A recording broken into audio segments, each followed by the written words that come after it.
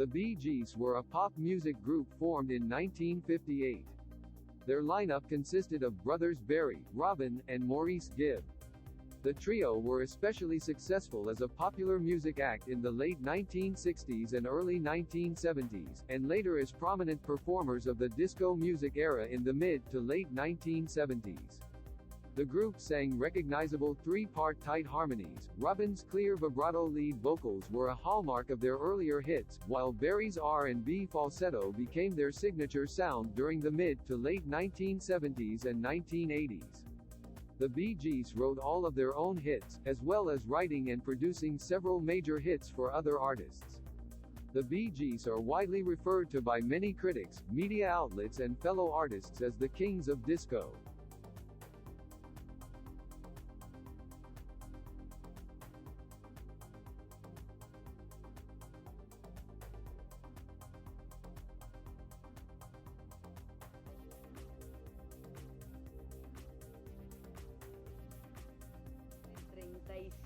Años de carrera y siguen aquí parados y muy bien parados. It's great to be here. Thank you.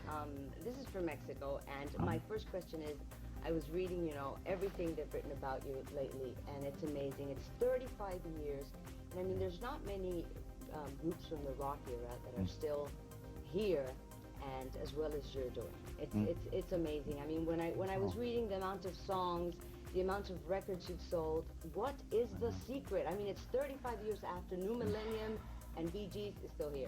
I don't think we have it. I don't think there is a secret. No? I just think there is, but I'm keeping it. Yes.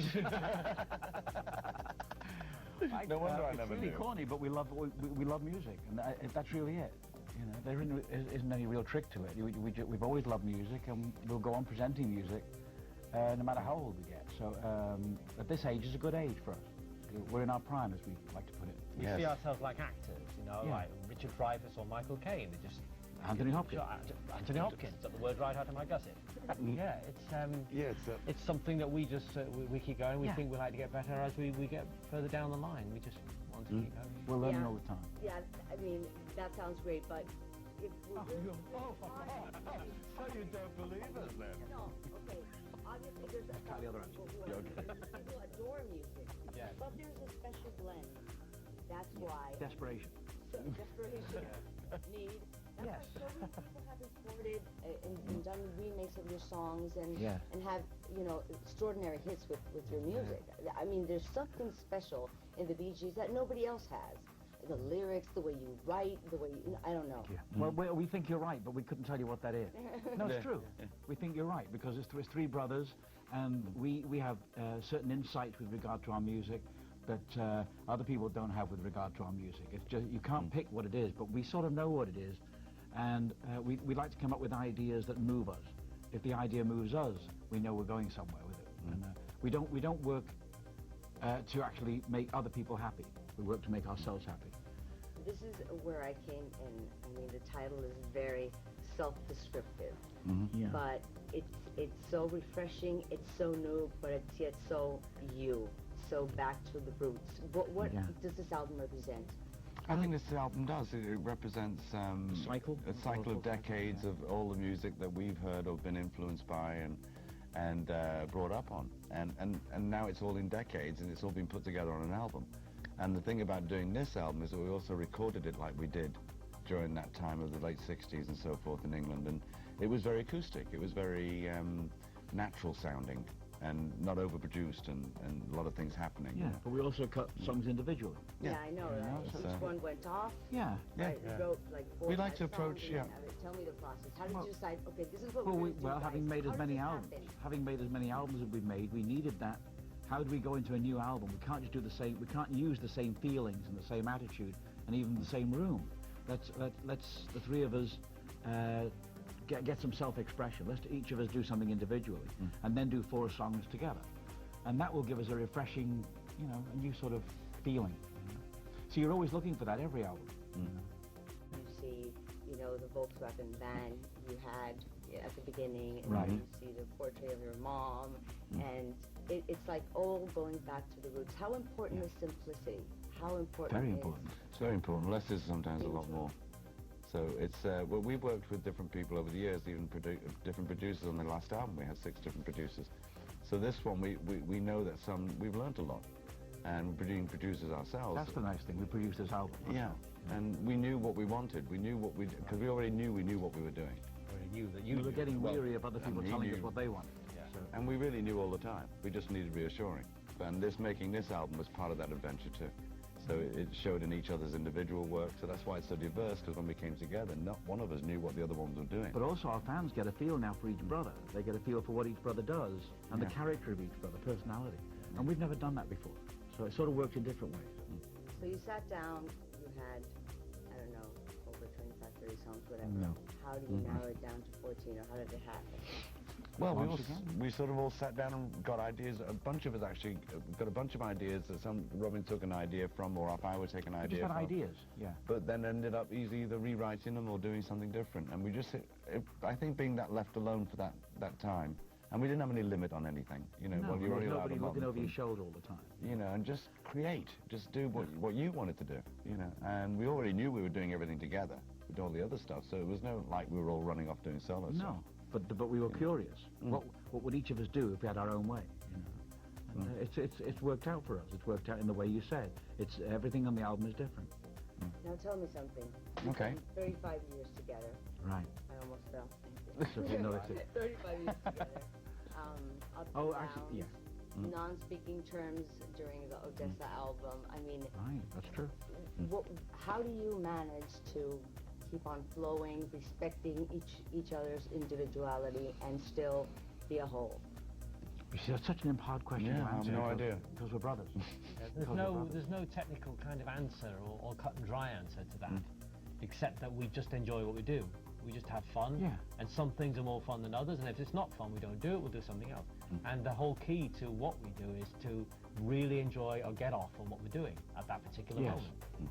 We've learned not to bicker anymore. We don't argue with each other anymore. Yeah. We love doing what we love to do. What would you say is the best and worst aspect of each one of you? Like, when Barry does this, it drives me nuts. No, there's none of of that. There's not.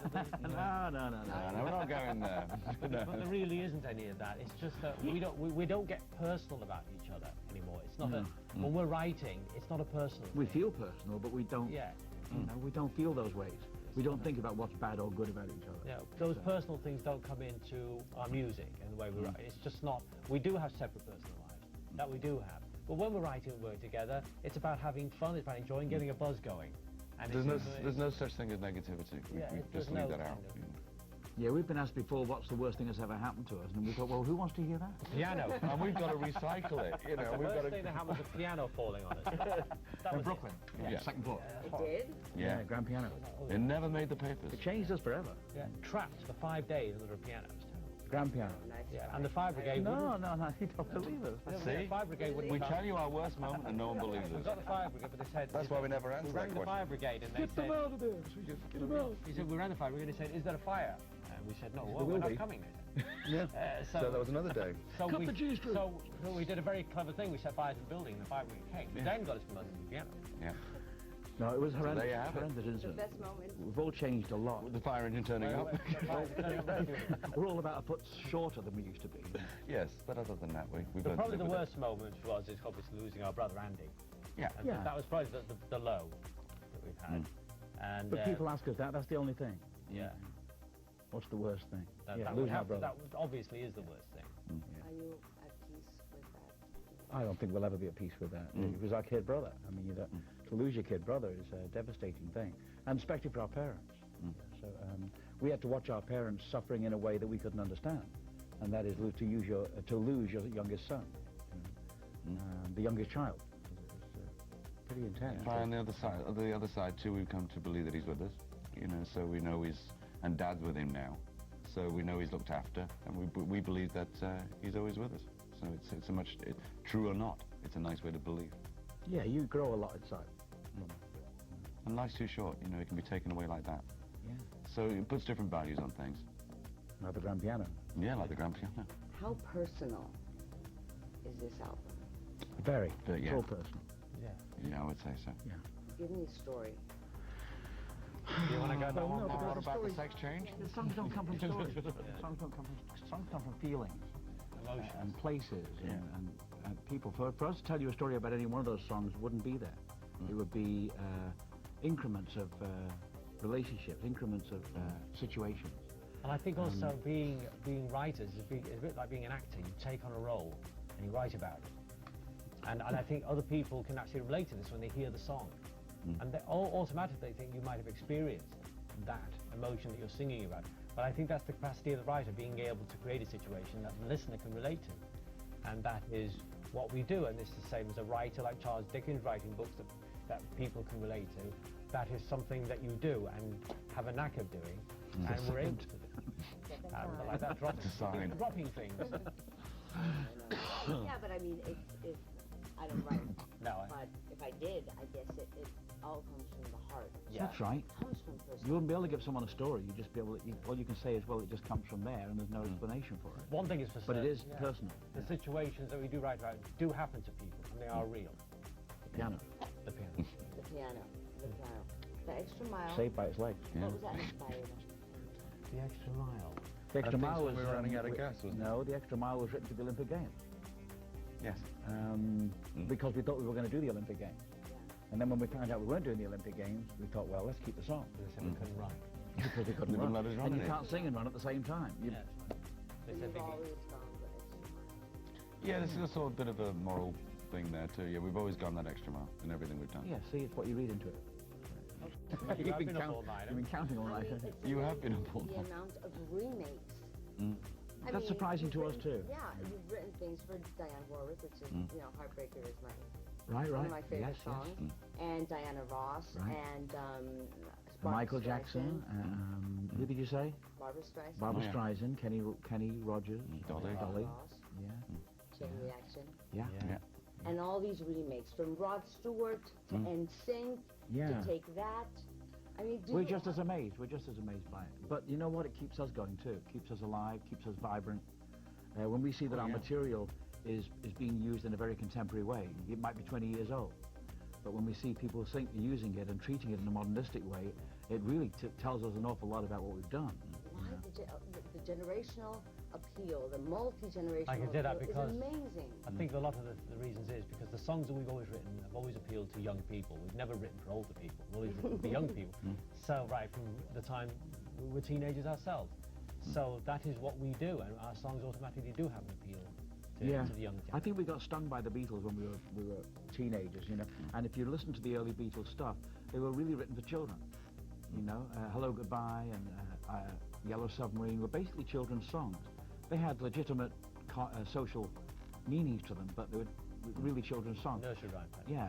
And so we were bitten by that at the same time. We thought the only way to go is to be completely imaginative and to think in terms of what a child might think when a child hears your song, and not always older people. Yeah. And it still seems to ring true today. People love things that set their imaginations off. Well, obviously you have a very loyal fan base. I mean, I'm 33. I grew up with Right. the That's okay. That's soundtrack. the movie, right? Right. Saturday Fever. Yeah. Right. And but I mean, I just outside the valet guy, he's like 18, and oh, you're gonna go interview the Bee Gees. I mean, Yeah, it's there's really- no generational gap when it comes. It doesn't you seem guys. to be. There's probably one there, but with the, you know. Yeah, we left him outside too. There is probably one we don't talk about. Yes. I wonder. I was thinking this morning at the hotel. Do you authorize all the remakes?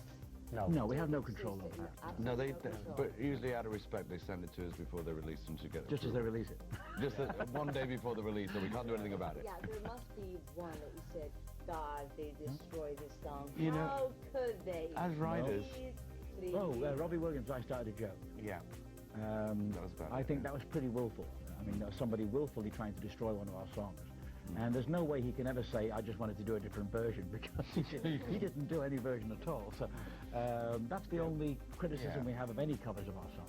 And we don't even know Robbie. He's probably a lovely guy and sort of watches television all the time. Your favorite that it was like, Well, it's, That that's a sounds particular. better than That us. particular. Oh, well, no. Our favourite would still be Broken Heart by Al Green. By Al Yeah. Green, Yeah, then we were blown away when Elvis did words. You know, Yeah. So, We're always flattered by who's doing the song. yeah, I mean, as Yeah, writers, I mean, you have to. people have done our songs out of respect, not to take the mick. You know, it's been done out of respect. So you can't really turn around and say, oh, you can't release that because it's not a good version or something. You know, we're always flattered that anyone doesn't. We are. We're flattered tremendously. And as writers, I think anybody in our position would be blown away with what's happening with their songs. The older songs reliving the success they had before. Yeah. 20 years later, that's an amazing thing. Islands in the Stream became Ghetto Superstar, and we just thought, well, what's that all about? Yeah. What are you going to do? You can't. You can't. No, we liked it. Yeah. What's your kids say? I mean, what do our kids say? Get out of the way. Get out of the way. Yeah. Can I borrow the keys to the car? Give us some money. what do they think about their music? What, I mean, I think they're proud of their parents. I think they're proud of their fathers. I think that's true. When they see them, yeah. Yeah, but they perceive think us as we're mum cool.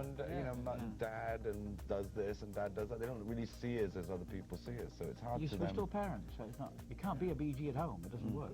No, it doesn't. no, I know. He gets hit with a John Travolta picture. What do you think of the music today? Because, you know, before groups, artists were so complete like you guys. You produce, you write, you compose, you sing, multi-talented. I mean, these days in the industry, it's like a little bit of, you know, electronic technology, and there you go, bam, she can sing. Well, no, it's interesting. You should even be interested in all of that stuff because it fascinates us. Because we didn't come from a period where you created a group. Groups were created by the record company or by someone else. Yeah. Eh? Well, the monkeys later on. Apart from the monkeys. No, we never saw that before. So you had to be a group that grew up being a group from children, you know. And today now it's that they gather people they like. It's like putting a basketball team together, you know. We need an Oriental girl. We need a black guy. So you see a lot of that, and it comes from that American political correctness. You know, we need something to appeal to everybody. So let's put a group together with all different nationalities. It's marketing, yeah. It's really marketing now, and you know you have to, you know, wish out all these kids luck because some of them will become really famous. The ones that don't are the ones that concern us. You know, Yeah. Because they get exploited and they lose a lot. They don't get paid. Well, not what the record companies and everybody else gets paid. Talking about kids, Sacred Trust, which is this album, it was written for the Backstreet Boys. Yeah. Oh, and they loved it. They loved it. Their management, unfortunately, Their management nixed it for obviously their own publishing reasons. You know. they didn't write it, so. Yeah. Because if you wrote the song, you make money on the publishing. So that's one of the things today. Most kids are told what to record and not. There's that too. They can't have it in their heart to do a song that they really love and they bring it to the board. If the people involved have nothing to do with the song, they can't record it. So. It's a big business. And it was such a great song that we said, no, we're doing it. You know. So. So you left it in the album. But the band loved the song, Yeah. which was a bit distressing for us because you can have an artist love the song and not be allowed to record it. You know? Well, you've been influenced. You were talking about culture. I mean, you were born in England. You spent a few Well, we've years lived in three Australia, cultures. then in the United States, Asian influences, American English, Latin. I hear Latin. Yes. And, Yes. Well, we grew up in three cultures. We grew up in England. We grew up in Australia for at least 9 years. We were in Australia, and so that was the whole Asian influence. You know, we Nice traveled. squeak back there. I like my squeak. We did an enormous amount of traveling as children. Enormous amount of traveling. We were in the pyramids. We were in India. So those experiences really affected us. You know, in a creative way. You know, children don't get to see those places as children. Very few. Captain's cabin. Yes. What? One home. Yeah. is that good? It's Yeah. wonderful. Wonderful. Yeah. As I say, once again, as writers, you get flattered when people want to do your songs. Particularly That is a old nice record. That Yeah. is. And but I do feel there's a lot more influence in your music. Oh, there certainly It is. depends, yeah, in different songs there is, yes. For instance, Loose Talk Cost Lives is extremely Latin on this album. And I'd love to hear Julio do it. I'd love to hear someone do it that's... Julio Iglesias? Yeah. Because I wrote it with him in mind. Really? Yeah. See, you don't tell me those stories. Oh, you didn't ask. No, we've written loads of songs with Julio in mind. It's just Julio doesn't know about it. Well, A song with Julio in mind? yeah, of course. Well, I know Julio quite well, so he sort of rubbed off on me at some point. Beg your pardon? I wouldn't make that comment. See, I didn't know that. We're all friends and neighbours. Didn't happen So. all that. Yeah. Now, in this first single, you were talking about the Beatles. There is part of the Beatles in that Yes, song. of course there is. Yeah. Well, the Beatles weren't just a group. Yeah. Yeah, I mean, the Beatles are tremendous. There's no doubt about it. The Beatles are a tremendous influence in our music and have been in most of our lives. They were the first group that actually influenced, but they were a group writing their own songs, and innovative and experimental, and that really inspired us. So they had a real big impact when we were teenagers on the music that we did. So there's absolutely no doubt about it. And the guitar. Well, there's Lennon's guitar on it, yeah, which I used, which is the Gibson Monarch, which is one of his older ones I got for my 21st birthday. So that's... I heard the story, yeah. he dozed off and he just sort of took the guitar off and You Yeah, stole it, well, yeah. sort of. quietly sort of sneaked out. Yeah, that's what I heard. It was a John Lennon song. Yes, it was one of the used on the If I Fell days and the acoustic ballad like This Boy and all that sort of stuff. Like the Hard Day's Night period. This is a very, very difficult question, I think. Uh-oh. Because, as you said, it's like picking out a baby out of grape. Who's your favorite? But if you had to pick one song out of 35 years, I know this is... Well, we all have our favourites. There's Yeah, it's a hard no one, question about that. We can't just narrow it down to one, though. Very hard. one. So can't hard. do it. A lot of songs that we like weren't actually singles. Some of our favourite songs are on albums that no one's really listened to, or don't remember. I mean, I guess I love to love somebody.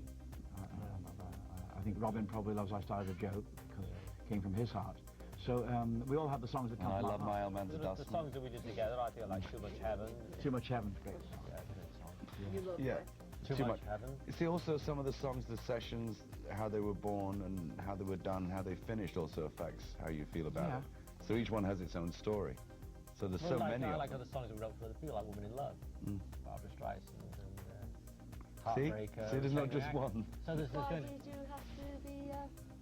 Yeah. Heartbreaker. Yeah, Heartbreaker? An Heartbreak. I think Icebreaker. she was trying to cue us there for something. Yeah. Went down like a ton of bricks, didn't it? So tell me something. Tell me a tale. Tell me a tale. Tell me a story.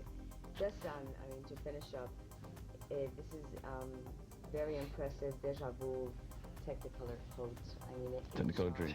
Technicolor dream.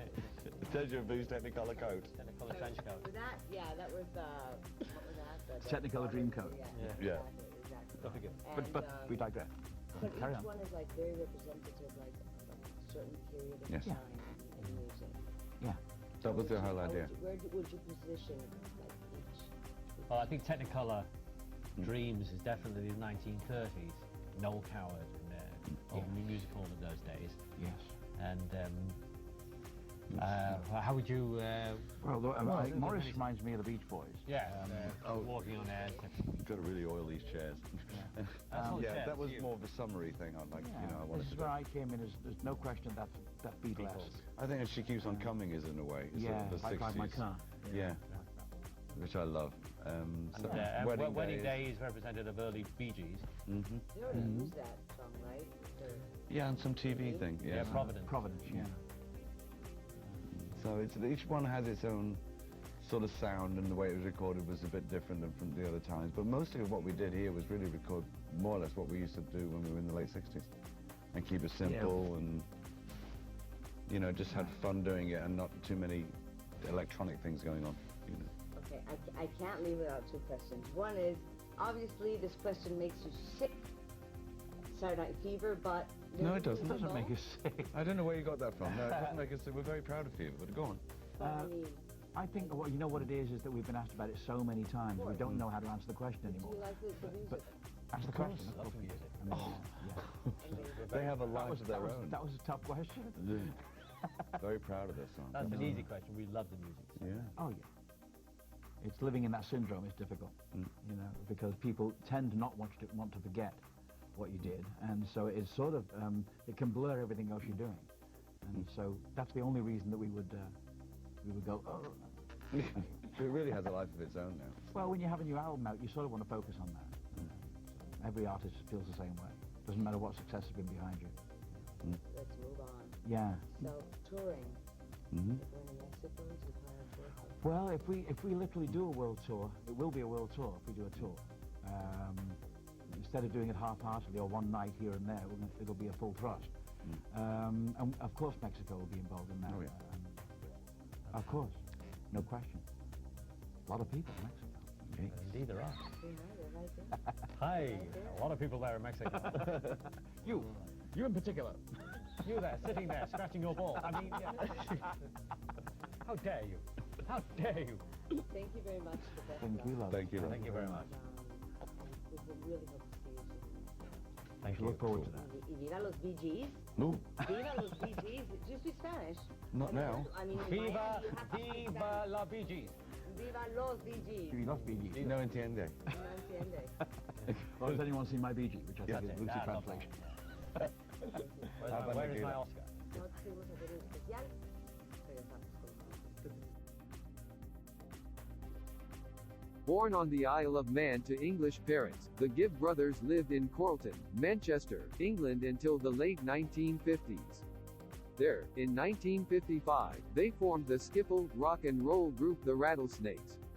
The family then moved to Redcliffe, in the Moreton Bay region, Queensland, Australia, and then to Crib Island. After achieving their first chart success in Australia as the Bee Gees with Spicks and Specks, their 12th single, they returned to the UK in January 1967, when producer Robert Stigwood began promoting them to a worldwide audience. The Bee Gees have sold over 120 million records worldwide, making them one of the world's best-selling artists of all time. Several sources, including Billboard, list the sales figures as high as 220 million. They were inducted into the Rock and Roll Hall of Fame in 1997. The presenter of the award to Britain's first family of harmony was Brian Wilson, historical frontman of the Beach Boys, another family act featuring three harmonizing brothers.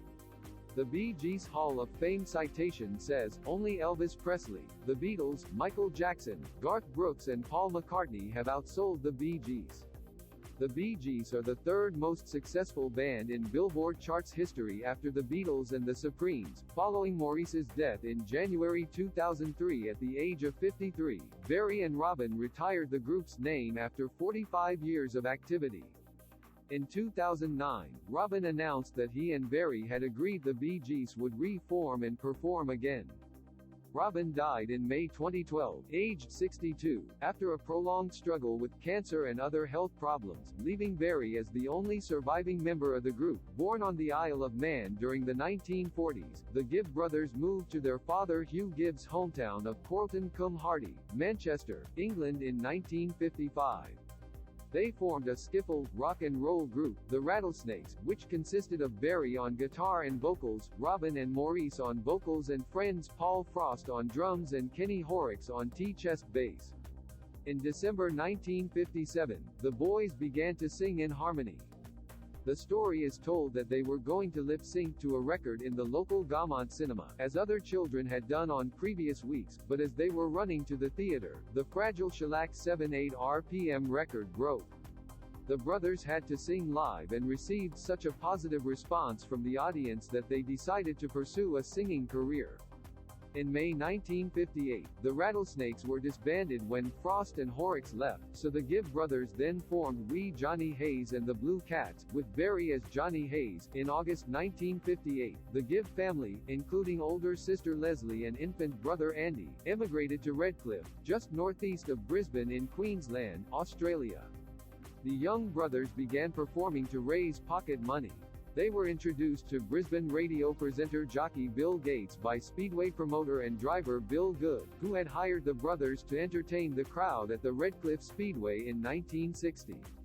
The crowd at the Speedway would throw money onto the track for the boys, who generally performed during the interval of meetings, usually on the back of a truck that drove around the track, and, in a deal with Good, any money they collected from the crowd they were allowed to keep. Gates renamed them the Bee Gees, later changed to Bee Gees, after his, Good's and Barry Gibb's initials. The name was not specifically a reference to Brothers Gibb, despite popular belief. By 1960, the Bee Gees were featured on television shows, including their performance of Time Is Passing By. In the next few years they began working regularly at resorts on the Queensland coast. For his songwriting, Berry sparked the interest of Australian star Colonel Joy, who helped them get a recording deal in 1963 with Festival Records subsidiary Leadon Records, under the name Bee Gees. The three released 2 or 3 singles a year, while Berry supplied additional songs to other Australian artists. In 1962, the Bee Gees were chosen as the supporting act for Chubby Checker's concert at the Sydney Stadium. From 1963 to 1966, the Gibb family lived at 171 Bunurong Road, Maroubra, in Sydney. Just prior to his death, Robin Gibb recorded the song, Sydney, about the brothers' experience of living in that city. It was released on his posthumous album 50 St. Catherine's Drive. The house was demolished in 2016.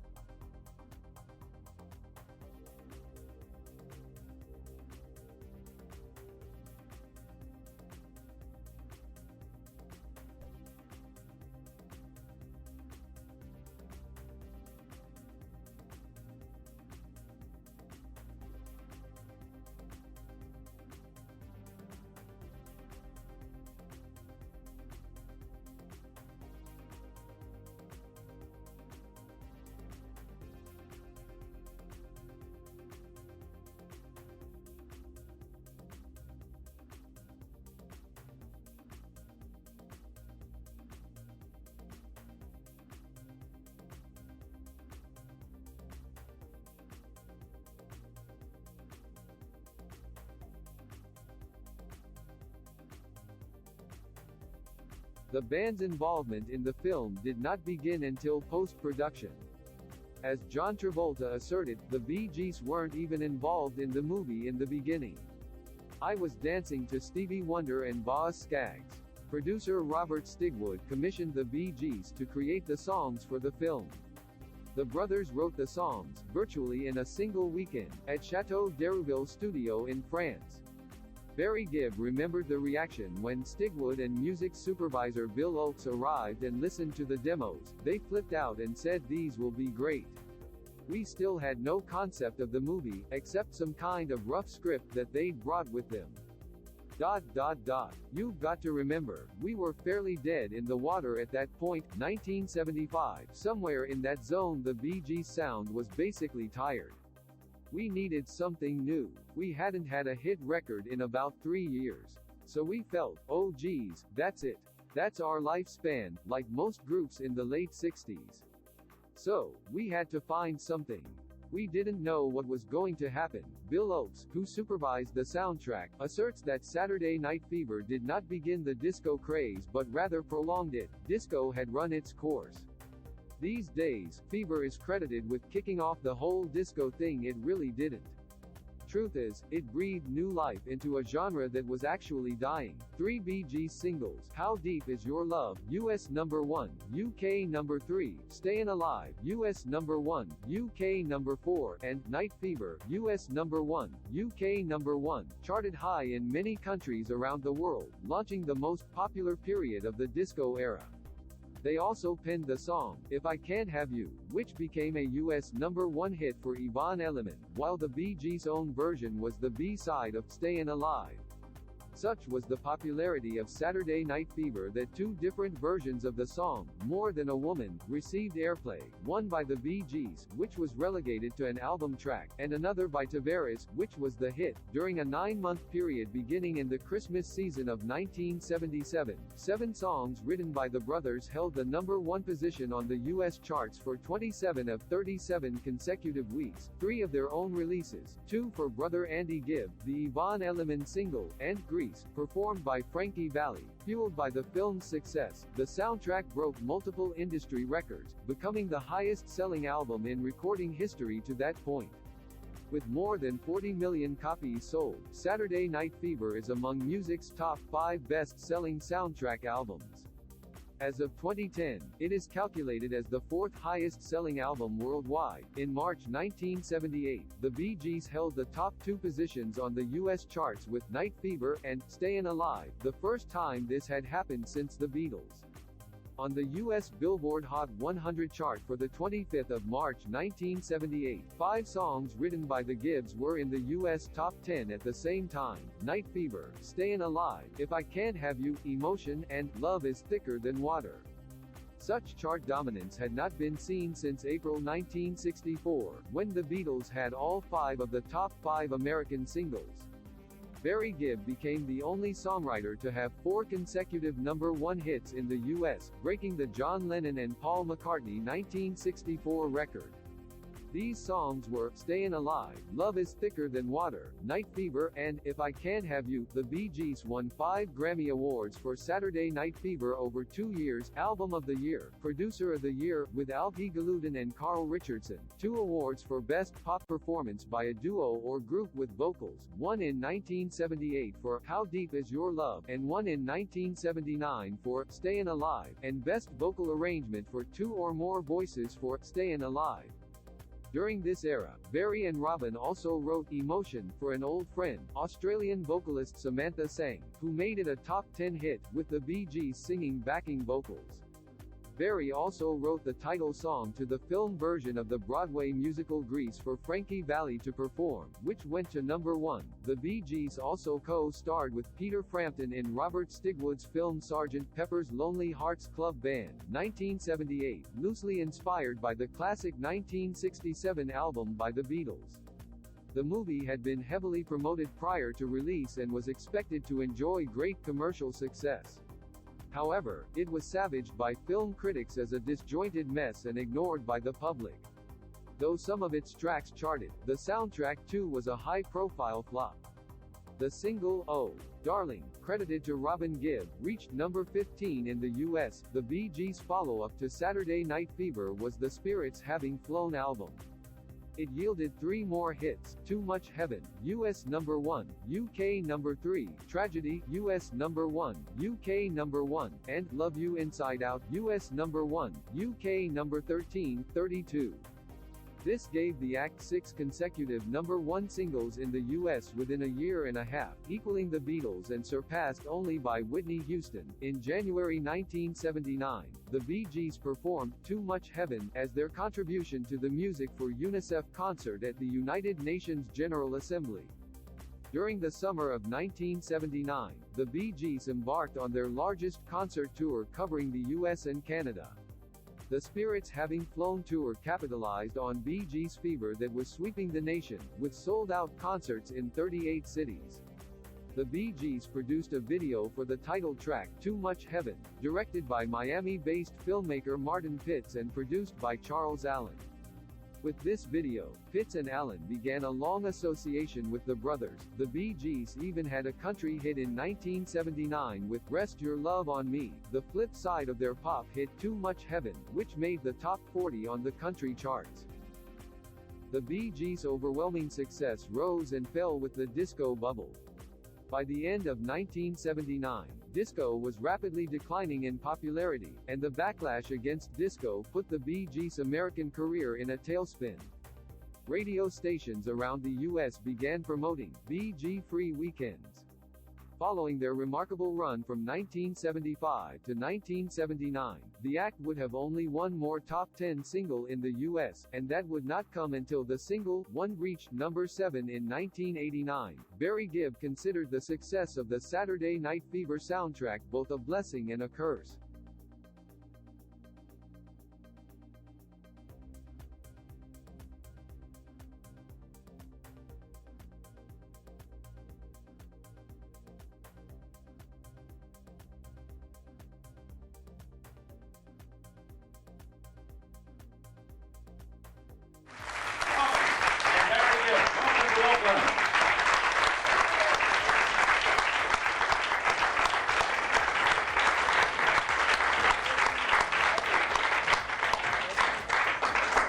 Okay, you can go now.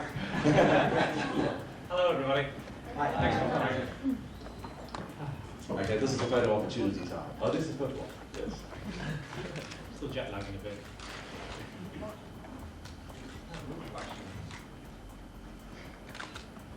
Thank you. Is this as good as your room? Yeah, it's all strangers. Filthy little strangers. Yeah.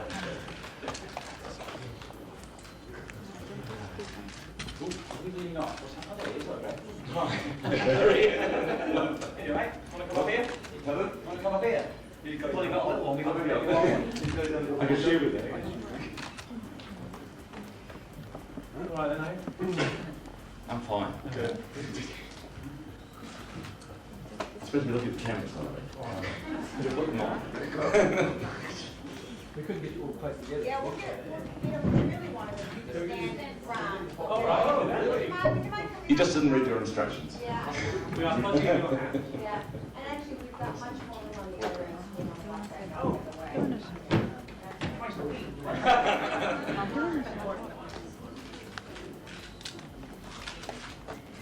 Can you all just lean towards me? Just your head. Relax. That's good. You can leave back now. All right, thank you, gentlemen. Oh, you sit down here now. Thank you very much. The same success. And a lot of the younger groups and bands, from Boyzone to Steps and people like that, particularly in Europe, covered a lot of the songs. And it's a great feeling for any songwriter to have a song, particularly like Words, which was a big hit for Boyzone. It was in '68 that was a hit. So when you look at the longevity of the songs and they come back again and do the same success, it's a great feeling. And I think we're very proud. We're proud of all our songs. So to see them come back and have another go at success is a great feeling for us. Do you ever ask what hope bands will in fact do the song story? I'm thinking of bands like 911. Mm-hmm. Yeah, they did More Than a Woman, but we never actually, sorry, go ahead, we never really asked these people to do our songs. They just do them, and that's what knocks us out, you know, that people will actually go out of their way to find or listen to some of our songs to see if there's something worthy of recording. So, you know, no, we never chase people to do our songs. We did a long time ago. We used to. I mean, they chase us, but not to our song. Oh, you're on. I don't know the answer to that. Follow-up to that question, are there any of your songs that you would consider sacred that you wouldn't let other bands come in? No, the only it's the only thing we don't like is we've had requests for people who want to remix the original Stayin on Deck or You Should Be Dancing or something like that, which we've refused. Because Well, we would never say no to we don't have a song that we wouldn't have anybody that wants to do it and to express it in their own way. Or to remix the originals, no, we won't allow that. I mean, we had the Ghetto Superstar by Pras Michael, which was Islands in the Stream, and because they were expressing in their way, we thought that was just as flattering. Yes. Please get a microphone. You guys have been in the charts since the '60s, stuck together all the way to now. Have you got any secrets to pass on? Yes, sheep cell injections. There's a lot of bands that don't manage to stick together, you know, that's what I'm saying. Well, I think it's brothers, perhaps, is the real, if it's a secret. If you're family, I don't think a group like us could really stay together as long as we have without being brothers. I think it's very And we all owe each other money. Yeah, we all know each other. I think it's the songs too. It's the songs that have kept the longevity going. Yeah, we just love what we do. You know, how can you not? I mean, we've made music all our lives. It hasn't, you know, it hasn't all been as good as we wanted it to be, but we've done it all our lives, and we love doing it. Period. Yeah, I think it's because we've been sort of bonded together by bondage, and unified in the same goals. You know, according to one of your papers, much like the craze. Yes, so we've read. Yes. Yeah, I mean, you're joking there, which is good. I mean, do you think you can ever have too much money? No. No. Do you know of anybody who does? Actually, we're just very fortunate that to have the success and to do what we've been doing for so long. We feel very blessed about it. It's not about money. It's something what we did when we were kids. We just wanted to be liked and our music liked. We never thought about how much money you could earn from it. No one told us we could make any money out of it. We just wanted to play. We were quite surprised when we found out you could. Yes, sir.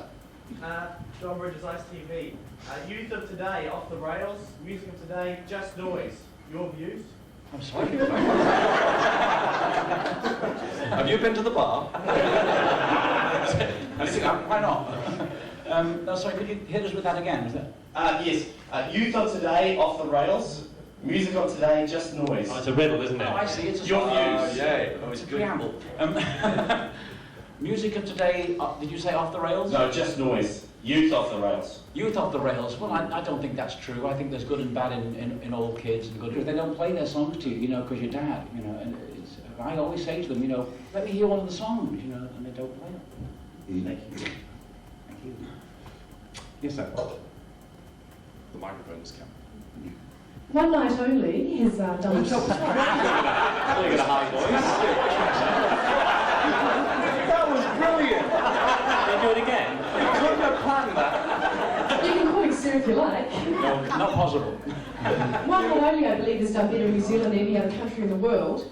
What do you think that does? What do you think that says about New Zealand audiences? Well, obviously it's a wonderful thing. We're very, very knocked out that the album has done what it has done. And don't forget, this is the area of the world where we grew up. We grew up in Australia, and we grew up with the same kind of mentality as the mayoress described. Wonderful open people, wonderful weather. This is our part of the world. This is the place of our childhood. Is that part of the reason why? I think psychologically it might be. You know. In fact, one of the reasons we lived to move to Miami was because it reminded us of Australia. Yeah. Very much so. Of this part of the world. And this part of the world, because we live on the sea and all that, which we did when we lived in Australia. So it reminded us very much of that, and the weather and everything. We're very Pacific. Is that part of the reason why you picked or chosen to play in Auckland? To be specific or Pacific, yes. Yes. The Pacific Ocean. Yes. Be specific.